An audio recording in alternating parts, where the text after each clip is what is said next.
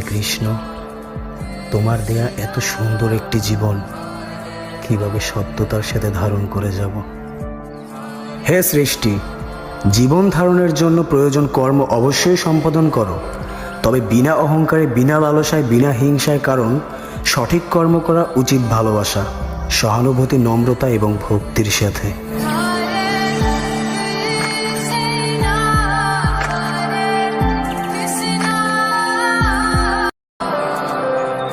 হে কৃষ্ণ, তোমার দেয়া এত সুন্দর একটি জীবন কিভাবে সত্যতার সাথে ধারণ করে যাব। হে সৃষ্টি, জীবন ধারণের জন্য প্রয়োজন কর্ম অবশ্যই সম্পাদন করো, তবে বিনা অহংকারে, বিনা লালসায়, বিনা হিংসায়, কারণ সঠিক কর্ম করা উচিত ভালোবাসা, সহানুভূতি, নম্রতা এবং ভক্তির সাথে।